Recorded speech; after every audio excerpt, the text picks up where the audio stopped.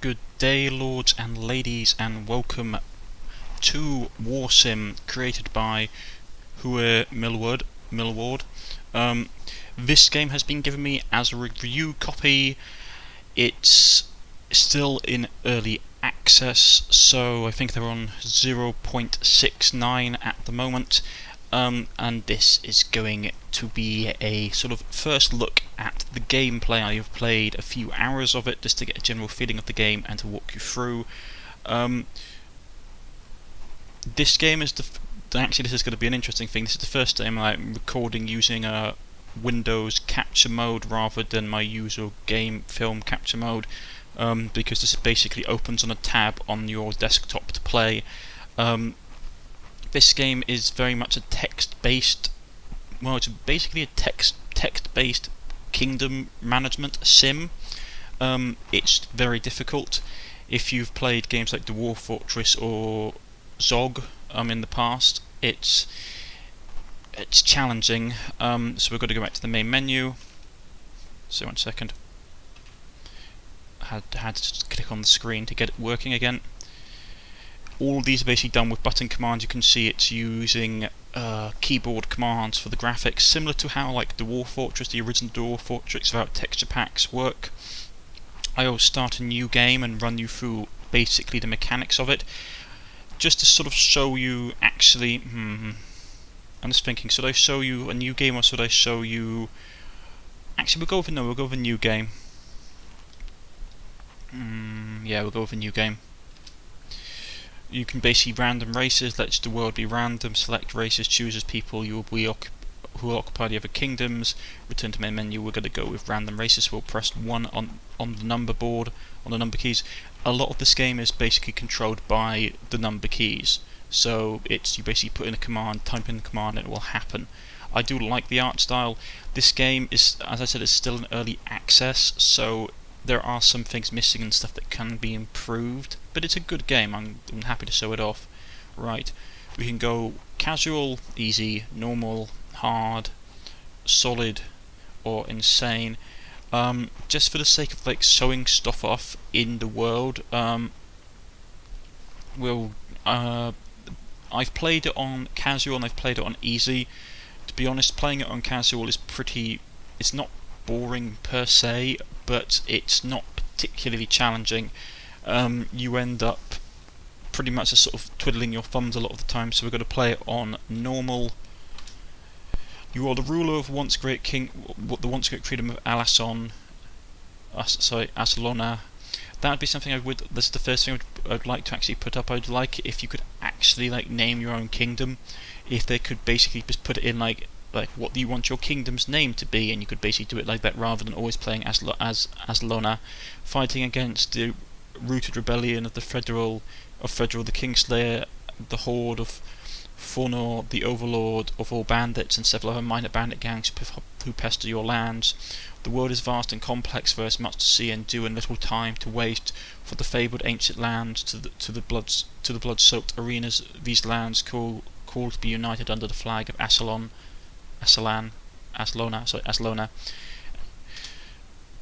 And of course you can see it's now generating the world, generating different kingdoms. No, Kingdom 2, Circle of the Psychotic Wizards. That doesn't sound so bad. Tribe of the Raving Lizardmen. This happens a lot, which is basically you have different kingdoms and tribes set up. That's something else that I think they could do. If you can put like the asterisk art in here, it wouldn't be too hard to at least put a rudimentary map of the kingdom in place.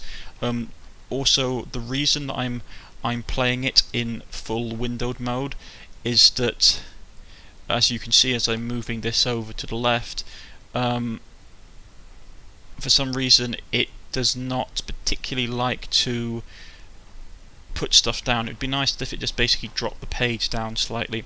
The world is full of mysteries and wonders. There are many people in this world. There are the men, who we play as, the 3 ghosts, ooh, that's interesting, psychotic wizards, raving lizardmen, undead godlings, ooh, that sounds terrible, wild cyclopses, goblins, and demons of the Southern Gate.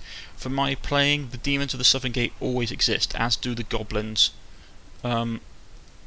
So I have to take my mouse off. This is the problem, is every time I have to do that I'm basically taking my mouse off, so it's not particularly fantastic. You were invited to the royal crowning ceremony. We can always skip it, but let's just go to it and I'll show it off. You enter the throne room for the first time as the ruler of Aslona. Crowds of people gather to see their new king. As you take a moment to observe the room, the High General of Aslona approaches. Press any key to continue. Gorin Pikiner, I hope you are well, my lord. I shall crown you as our one true king of Aslona. You gain this title by default, as your father, the Mad King, was no longer fit to rule and rests now in the dungeons. Let us hope you do not follow him. So basically, they're putting me on the throne with a threat, which is that if you basically mess up, we're going to kill you. That's always nice. And there's Gorin Pinkiner at the top there. You can see his face. So basically, they're basically done a coup, and they've put me in my father's place. I crown you king of Aslona. Long may you reign. The king now, my king, now that you are crowned, you may speak to Old Kroll if you wish for your tutoring on matters of realm.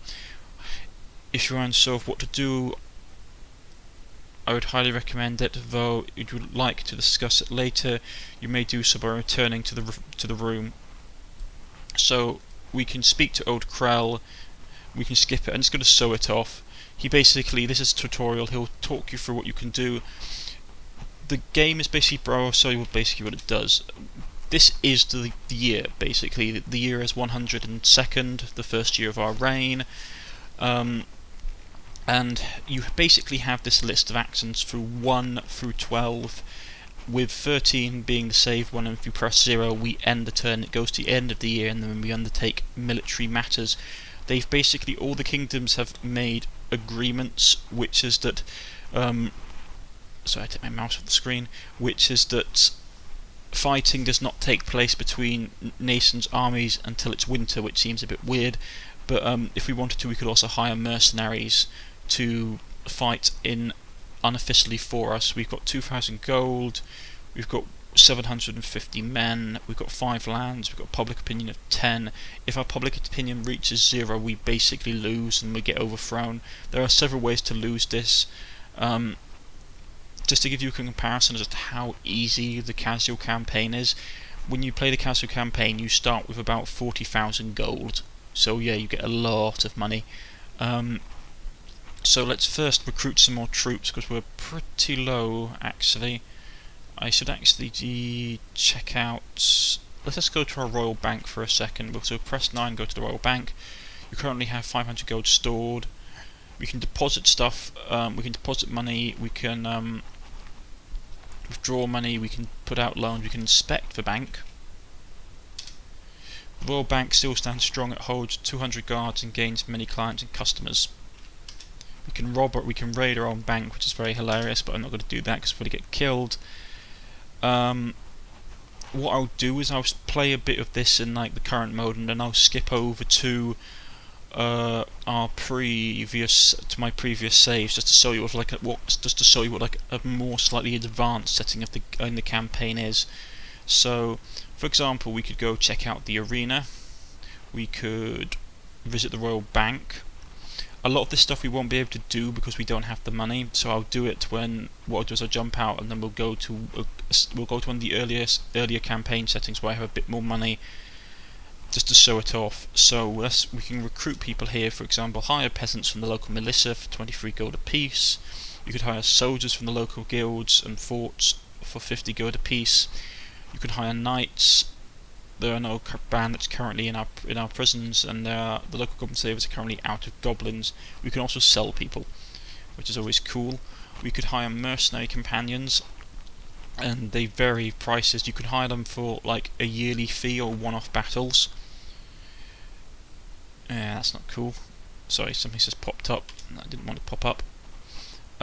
We could do diplomacy, or we could hire people, for example, if we want to do that. Currently, all we have is the head diplomat, which is Old Kroll. We could hire a spy master, we could hire court jesters, we can hire champions who basically will lead our armies and make them more effective. I'll show off a battle in the slightly later part of the game not now because I haven't really got enough people, so trying to actually fight in proper engagements is a pretty nasty thing to do and will get a lot of people killed. So let's, for example, hire a spy master. So we go in. 3 potential spy masters are sent to your court. You may speak to each one of them to learn their skills and talents. So we have Suland, the Elated, Otul, the Brutal, Astaz, the Green Watcher. So let's see what number 3 is like. Hello, I'm Atsu, the Green Watcher. I have read almost every famous paper on spying and even written some. It would be a dream come true to serve you. I expect to be paid 172 gold per season, which is basically per turn. So we can jump out. You can see his skill level is 196. We can go, greetings, my name is Atul the Brutal, I'm a master of the realm of spying. It would be an honour to serve you. I ask for payment of 223 crowns per season. Wow, he's expensive. But you can see his... Actually, wait, he's less skilled than the other bloke and he's charging us more money. So throw in the dungeon. Greetings, I am Sulund the Elated. I am known as the head spy and have worked for many lords. Please hire me. I am very poor right now. I require payment of 119 gold per season. Yeah, and his skill level is abysmal. Absolutely terrible. So for the point of this expediency's sake, we'll basically hire the third one. And then we have him as our character. But that does mean we'll reduce some money. You can do a whole host of stuff in here. For example, we could upgrade the kingdom, which gives us various traits. For example, we could build noble quarters, which means we can get more knights per turn, or a chance to recruit knights per turn for free, which is useful because they're about, I think, like 500 gold per pop. You can also upgrade that to get a bigger chance as well. You can get the Shrine of the Harvest, which basically gives you a 50% income from your harvest. Then you can have Grand Champions quarters. You can go to the arena. The problem that we have at the moment is that we're pretty low on money, so we can't actually do a lot of this stuff as we are now. To be honest, for 700 men, we'll likely have to stay on the defensive for a while. If we were playing this in the campaign, we can go to the throne room. You enter your throne room, and the rest of the throne, you're told that there are currently 21 people wanting to see you because we have to basically appease the general public. That's something else you can do. You can do this to basically improve your public standing or get monetary rewards from the population or just get free recruits. We can also tell them that we're not interested in seeing anyone, or that we can keep out the rabble, so they'll keep out basically uninteresting people for us. We visit the Mad King's dungeon room, learn the managing the realm. Actually, let's go and see our father, shall we?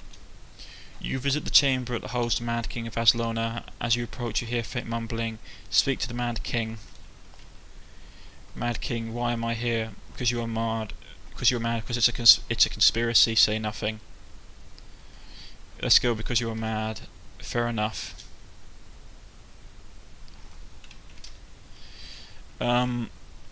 You can interact with them as well. We could go and talk with our council members. We'll call for a meeting with the council. Your free staff arrive. Basically, every person that you have and a member of your staff basically will give you advice. I want to get a bigger harvest. I want to combat the rebels. So, for example, if we want to combat the rebels, our general goes, I think we outnumber them. It might be worth invading and taking back some of the lands they stole from us. You might consider speaking to one of the minor bandit groups. Blah blah blah blah. Basically, they all give different opinions. Mercenary armies are the best way to attack them. If you can't do it yourself, find a company and you're happy with and send them off to invade, for that will cost money. And you have all different kinds of options, and the one thing I would say is that it'd be nice that their dialogue changed in this, especially with the counter stuff. Once you've heard it before, it's relatively straightforward and you've heard it and it's the same thing. So let us have a look at some of the visitors we can have in the game. These are some of the social events that you get. You are visited by a farmer who wishes to join your army as his son was killed fighting against a rebellion. We can allow him, we can refuse him to enlist, or we can even throw him in the dungeon if we wish. Let's allow him. The man thanks you and heads out to the courtyard to receive his orders. And you can basically, what you do is you basically go through this. You're visited by a travelling bard who asks you to play a song on little golden drums. I'm a novice, I shall play your little song. Ooh, actually that's something I forgot. I forgot to put, there actually is music in this game. I do apologise. Let me just...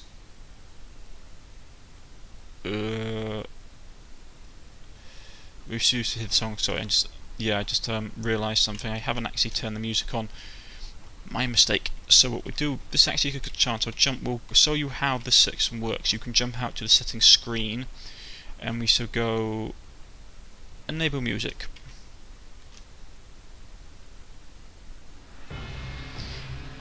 It is rather loud.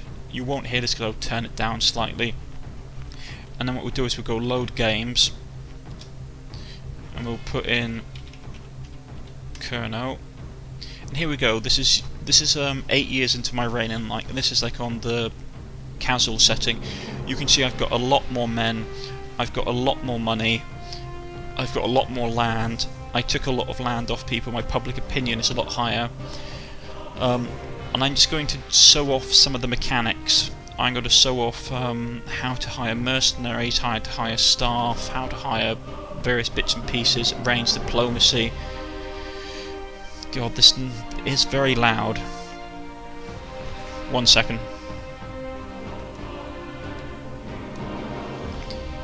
Hopefully that's slightly better. Anyway, so for example, we can go into recruiting screen. As you can see with the different stats, so let's hire the local militia master has brought before you. He offers you 2,876 of his men at 20 gold a head.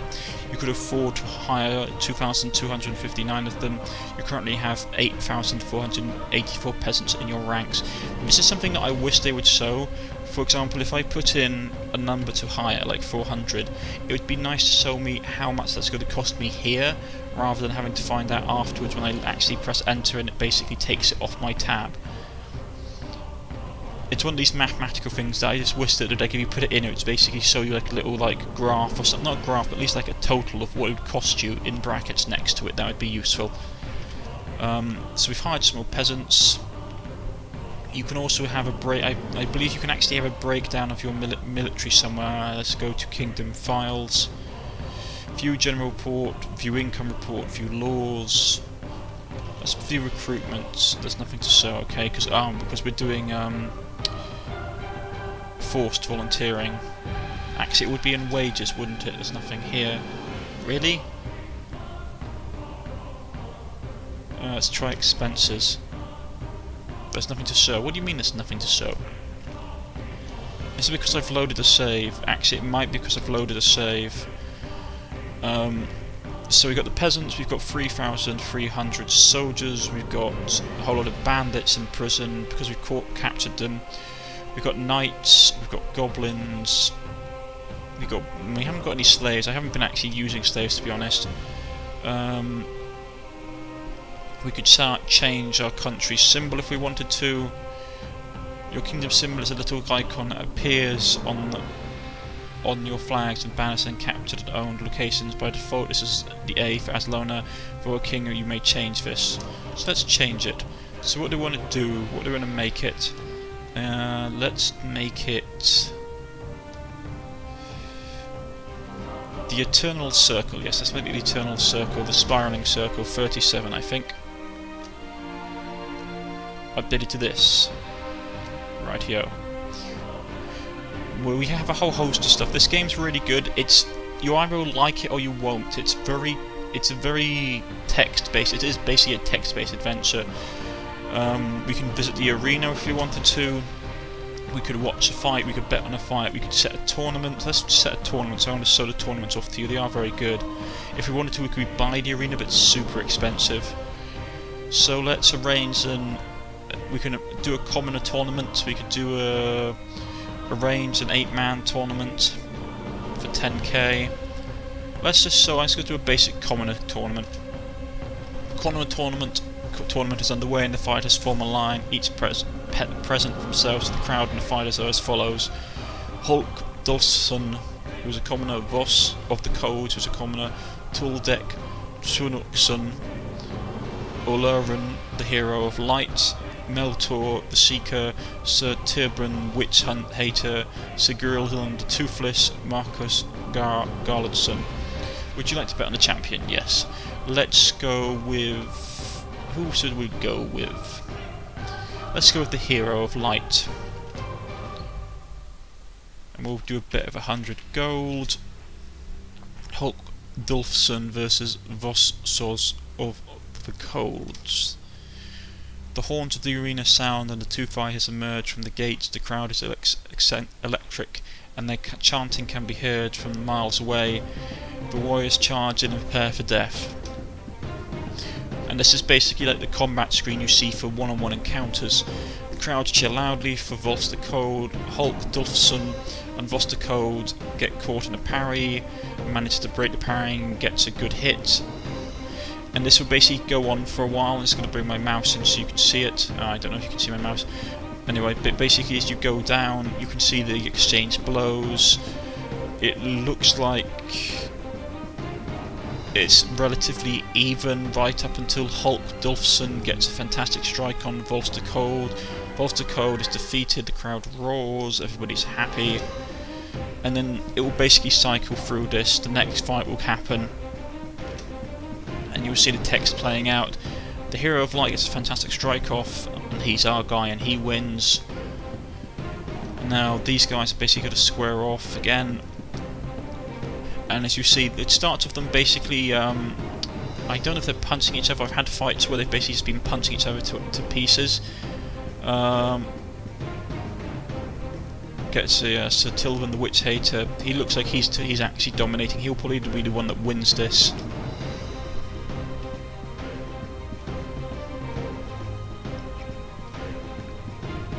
Oh, Toothless just literally just... There's an arrow shot from the crowd there.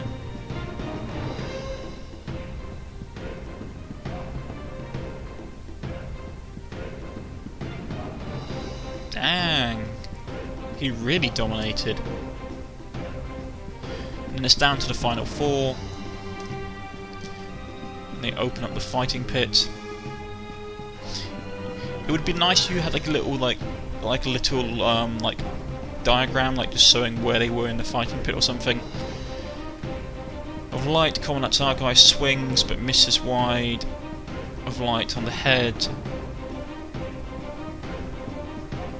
Our guy comes in and hits him as well, and we basically, with great force, we win. That's cool.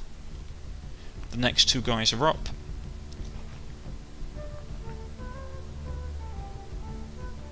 He basically Witch Hunter slips, or Hater slips, and the Toothless finishes him off and stabs him to death, and it's basically down to our guy and the other bloke. And they get to go stand up.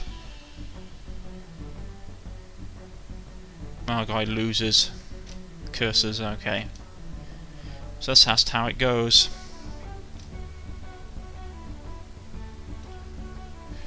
Just the same. And this is actually... Putting aside, there's lots of really interesting things you can do in the game. We could go to the diplomat, we could arrange diplomacy. We've wiped out the rebellion earlier on because they're a real pain to deal with. But we could go to the independent territories, which are like some of the other factions in the game. We are currently allied with the fabled Archbishopric of Ulbeck or Akorby, which is an independent faction. Or we could go, for example, the harmless Ents of Sultanate. So we could go on these guys, tree people. They all look like trees to me. And from here, you can do trade and diplomacy. You can do kingdom information. The harmless Ents of Sultanate are made up of 477 troops and is led by the Grand Vizier Low Root, the Hero of Stone, known to be large tree folk with their thick bark and ability to speak. They have a rooted feet, but can move and prefer solitude when in the company of others. Its people are said to be harmless. They are never aggressors, but will defend themselves if needs be. Their famed words are, "We are who we fought." And basically, you have their battle logs. I've not attacked anyone yet. The crown of the Ents Sultanate. This crown is a harmless ensign that rests on the white pedestal for all to see. There's lots of nice little in-game stuff. They have all kinds of information. We could try vassalizing them if we wanted to. We could probably do that, to be honest. They're relatively weak. Try vassalizing them. Carries the request of the harmless Ents to become your vassals. Grand Vizier Root accepts. So now they basically become a member of our faction. could do trade and diplomacy. Okay. We could do vassal options. We could do tribute, recruitment information not yet implemented, request military support, request harmless end so it ceases all hostilities. So they basically become like a client state. And there's all kinds of stuff, like for example our diplomat hasn't got enough skills so we can't talk to like the goblin clans or the minor bandit clans either, which sucks. We could try changing the laws, we could go into like head scribe, we could go change subscription, recruitment, goblin policies, mercenary policies, social policies, prison policies. We could go to the prison for example, we could close the prison, declare mass execution law, declare rehabilitation law, 1k gold per turn. So we could do that just to show it off. You declare the rehabilitation program. Now your less serious criminals will be retrained within farming techniques and help return to normal life, and that also helps improve our public opinion. So we're going to jump out. There are other things we could do as well. End bandit scourge, which is basically just bandit longer harvesting hours. Forgive outlaws. Allow outlaws back into society.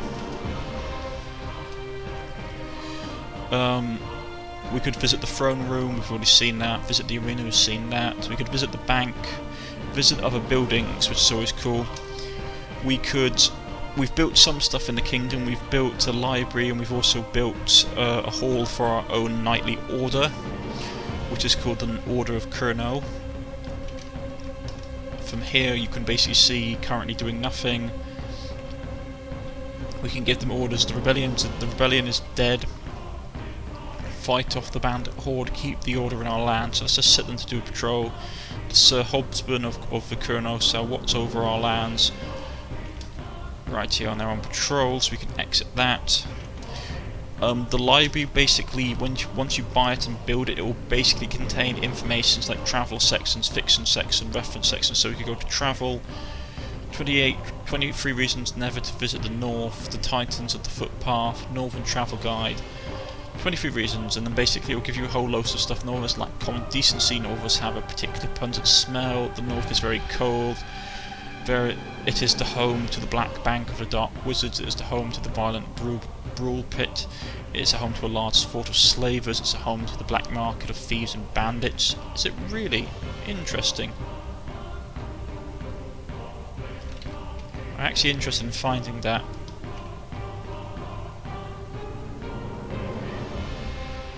Ah. Fascinating. So I was trying to figure out how to get... Oh, it's just general information, oh, okay. Yeah, I thought it was like a subsection, but obviously it doesn't. Maybe they could put that in. And then you have like references, demonic invasions, bandit rebellions, the black bank. Oh, that's the black bank. Let's see what that does. Nah, that didn't actually have any information. Oh, that's a shame. Obviously we don't have big enough libraries to tell us stuff. We could consume... We can all do all kinds of things. This is a really interesting game. It's one of those games that you have to play to really understand it. It's very text-based, but it is basically... This is basically a management simulator. So, for example, we could go explore the realms. We could... Let's go to the south. Let's go to the south of our kingdom. And go... The parts lands are an uncomfortable warm place. It is full of dry rocks and hard sands. Little life survives here. There is rumours of demonic whispers here, but no one knows the truth. Let's see if we can find anything. We found Fort Kulak. Bandits. Okay, let's see what that has to do. Fort Kulak is an old bandit fortress that belongs to Gore the Bastard. The fort is a garrison that won't give it up without blood or gold. Well, let's attack the fort. We have enough people in it. How many peasants do we want to send into our attack? Let's send 2,000 peasants. How many soldiers do we want to send into our attack? Well, let's send in 800 soldiers. How many knights? 20 knights. We've got a couple. How many bandits do you want to send in? We'll send in all the bandits, because if they die, we'll send in all the goblins. We picked up some mages who came to court and asked to join us, so we will send those in. We can send in our champion. Floodrin Monster Hater. And let's see, a skirmish is a good way to weaken the enemy with little risk, so we've got to skirmish with them first. Here's the battle ratings. Our battle scores are 3,541, their score is 516. We basically massively outnumber them and we've got better quality troops, so let's go in. And this is how the combat in the game plays out, which is that when you engage in a battle, it's basically rolling dice, and it will basically roll the dice, and plus an advantage is going on in the background. As you can see, the skirmish was success. The bandits lose 500, we lose 47. All the bandits dead, Gore the bastard flees, and the fort is yours. So now we've basically captured the fort. We can state a hero if we wanted to. We can state him up here if we wanted to. Fort Kulak is an old bandit fortress that once belonged to Gore the Bastard. It now belongs to you and your men, and it's ruled by your instigated general, Philodin the Monster Haters, who is bound to you. The fort currently holds 0 soldiers.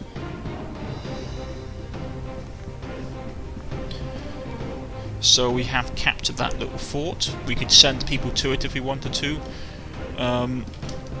Sell peasants to local militias. We could sell soldiers to local guilds or forts. So if we went at number 7, local guild leader master comes to you, he offers you to hire your available men for 200 per head. Actually, I don't really want to do that. I'd rather sell it to a fort. I don't know how we would go about. I don't think you can migrate soldiers. Actually, let's do it the wrong thing. No, we don't have the forts in here. I suspect that if we go to the fort, close the fort, don't expel. He doesn't have any soldiers. We could demolish the fort. I don't know how you do it. I have done it in other places where you basically send people like to the mines and stuff like that to explore the realm, Kingdom Report. So we're going to quickly. I want to sell some other stuff as well. This game is. I've played it for about 3 or 4 hours, and I've pretty much. I think I've come across all the main game mechanics. But it's going to be up to you if you actually want to have a go at this. But I will show you the end turn. We've got an end turn. And in our end turn we can basically, nothing of interest has happened in the realm recently, we can attack people if we wanted to, we could not launch an attack at all, or let's just attack someone just for the sake of giggles. So who do you want to attack? The Steel Pigeons. Oh, actually we're with a truce with them. Let's go with the Viper Dark Wizard Bandits. And basically then we have our options. We can do a skirmish at quick battles with the least chance of casualties, raid their lands, plunder their goods, but with some risk. Let's go with a raid, because I don't know how many people we're facing. We'll send in 1,000 peasants. Just know when you're doing this, the enemy will also be attacking you at the same time, because this is the turn when they basically do the same stuff that you do. We'll send in 600 soldiers. We'll send in 20 knights. We'll send in all our bandits. We'll send in all our goblins. We'll send in our mages. Our hero is in a fortress somewhere else, we can't do anything. Alex, son of Flark, I have done some spying in the range, some battle reports for you, sir. Ooh, actually, they might beat us. Just about.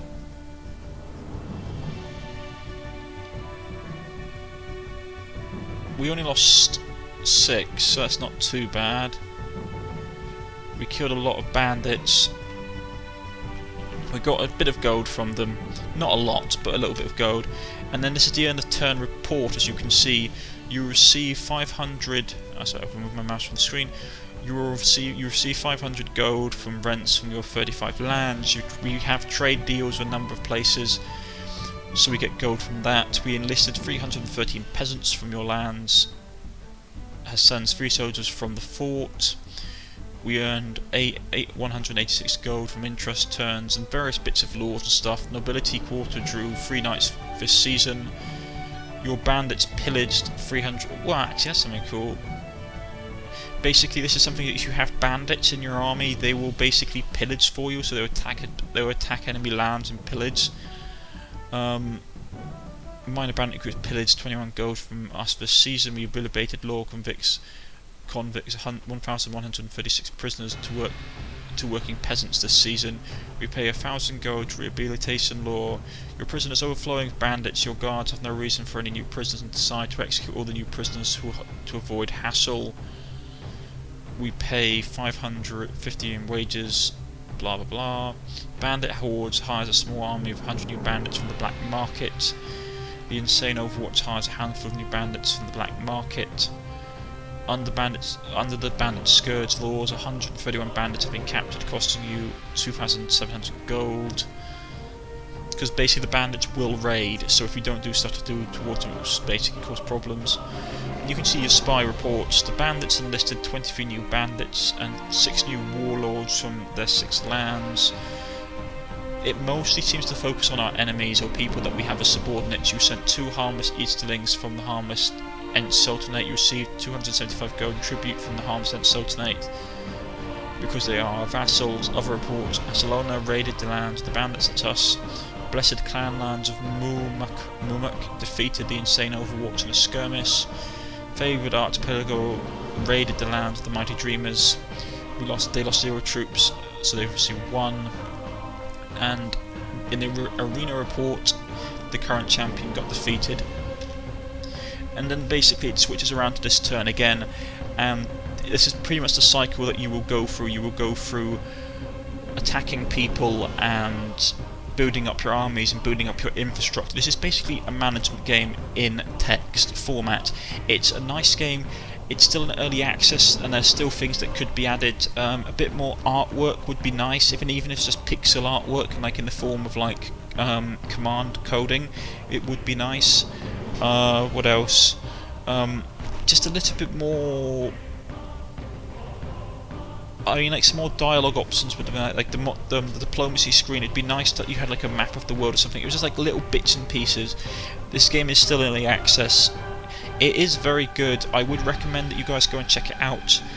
I've been Cornish-Knight. If you've liked, please press the like button.